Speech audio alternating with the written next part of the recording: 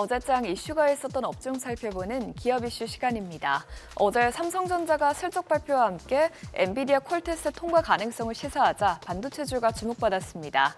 삼성전자는 3분기 실적 컨퍼런스 콜에서 주요 고객사 품질 테스트 과정상 중요한 단계를 완료하는 유의미한 진전을 확보했고 4분기 중 판매 확대가 가능할 전망이라고 밝혔습니다.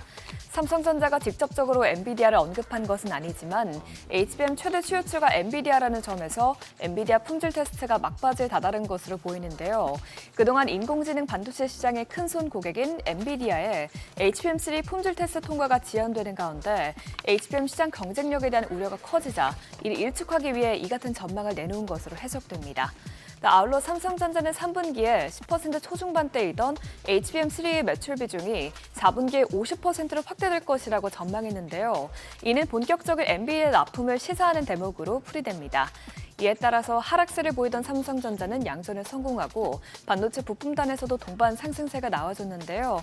마감 상황 보면 AD 테크놀로지가 26.91%, 엑시콘이 7.46%, 에이징랜드가 7.11% 올랐고요. 랩텍스아크가 5.7%, 또 삼성전자는 0.17% 올랐습니다.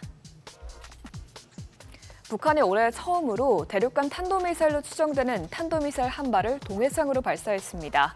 앞서 한미 국방장관은 북한의 우크라이나전 파병을 강력히 규탄한다고 발표한 직후 북한의 ICBM을 쏘아 올린 것인데요.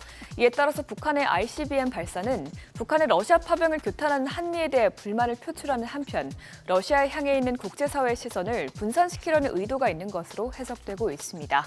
이번 도발에 대해서 윤석열 대통령은 강력히 대응하겠다면서 미사일 생산에 쓰이는 품목들을 수출 통제 대상에 올렸습니다. 이처럼 북한발 지정학적 리스크가 이어지면서 방산주가 연일 들썩이고 있는데요. 어제 캔코어 에어로스페이스는 10.81%, 에스코넥이 9.17% 올랐고요. 세트레가이가 8.76%, 또 카티스와 i3 시스템이 각각 7.85%, 6.94% 올랐습니다. 올해 가을 처음으로 국내 가금 농장에서 고병원성 조류 인플루엔자 확진 사례가 나왔습니다. 이는 지난 5월 23일 경남 창녕군 소재의 한 가금 농장에서 고병원성 AR 감염 사례가 나온 지 5개월 만인데요. 이에 따라 중수본은 이 농장에서 항원을 확인하고 농장에서 기르던 닭과 오리 780여 마리를 살처분한 데 이어서 전국 가금 농장과 축산시설에 대해 일시 이동 중지 명령을 내렸습니다. 한편 현재 전국 축산농가에서는 조류 인플루엔자뿐만 아니라 럼피스킨과 아프리카 돼지열병 등 가축 전염병도 잇따르면서 하반기 축산물 물가는 비상이 걸린 모습입니다. 럼피스킨은 불임, 원유량 감소 등 생산성에 치명적인 악영향을 미치고 고병원성 AR가 유행할 경우 가금류 폐사와 살처분 등 방역 조치로 인해서 닭고기와 오리고기, 달걀 등 축산물 가격이 상승할 수 있기 때문인데요. 이 같은 불안감에 관련주들이 들썩였습니다. 우성이 3.68%, 셀리믹스가 3.42% 올랐고요. 파루도 3% 넘게 올랐습니다. 또 전진 바이오팜이 2.96%, 중앙백신은 0.57% 상승했습니다. 우리나라와 체코가 추진 중인 원전 건설 계약에 제동이 걸렸습니다. 체코 반독점 당국이 한국 수력 원자력과의 두코바니 원전 신규 건설 사업 계약을 일시적으로 보류 조치했다는 소식이 전해졌는데요. 로이터 통신 등 외신에 따르면 입찰 경쟁에서 탈락한 미국 업체 웨스팅하우스와 프랑스 전력공사는 체코 반독점 당국에 이의를 제기했고 당국이 이를 받아들이면서 원전 계약이 일부 보류된 것으로 알려졌습니다.